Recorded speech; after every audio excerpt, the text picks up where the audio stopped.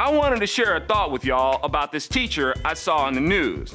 Now, I'm probably gonna be in a major minority with this one. Yes, I did just throw a serious oxymoron at you just now. I think what's happening. Propaganda.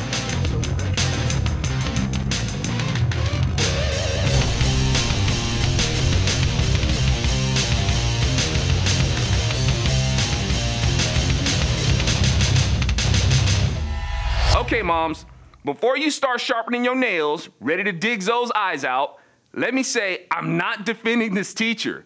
I'm just making an observation. One of the problems we've had with our education system for a few decades is that kids are less and less afraid of teachers, and teachers are becoming more afraid of students. Which would you prefer? Now, I'm not saying what this teacher did was right. Put the shoe down.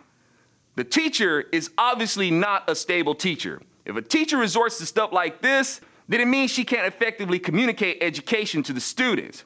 But for too long, teachers have been put in a situation of raising kids for kids who are having kids. They've had to be a supplement for kids from broken homes. But a lot of the fault lies on teachers because a lot of them have bought into this so-called importance of kids identifying themselves sexually, then learning the fundamentals to be able to sustain an independent future. Kids are taught to be safe about sex. Yet despite that safety training, lots of teens end up pregnant without really knowing what to teach their own kid, leaving the burden to teachers. And the teacher ends up having to try to teach them more than their ABCs and 1, 2, 3s. And as I listen to the response from infuriated parents, it goes to show that kids are even less afraid of teachers because kids pick up on how angry their parents will get. So a kid sometimes takes that as, I can act a straight up fool in class, and if a teacher tries to say anything about it, I'm gonna tell my mama the teacher abused me, and she'll come down to the school and cuss the teacher out.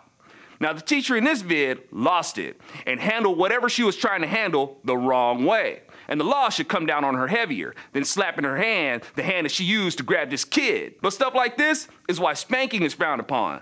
My mom told me that it was better to have her whipping my behind than a police officer or prison inmate. Bring him in here. You want to be in my cell? You too. Give me that one over there too. That one over there with the big buck.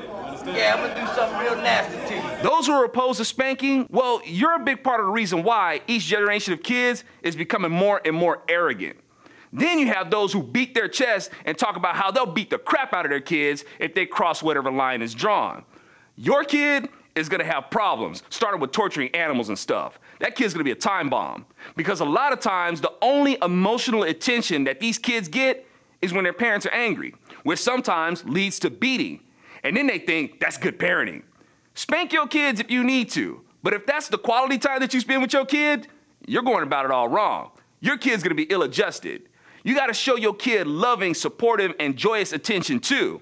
Anyway, as for this teacher, yeah, she crossed the line. I don't really have much sympathy for much of the teachers because they're too much in the business of indoctrinating than educating. They use kids to take more of our taxes from us for the state, and they're protected by the unions to do a lousy job. I'm Alfonso Rachel with Zonation, and there is no excuse for how this teacher handled this kid. While she was holding this kid up against the wall, he should have unzipped and peed on her foot and ran. Put the shoe down.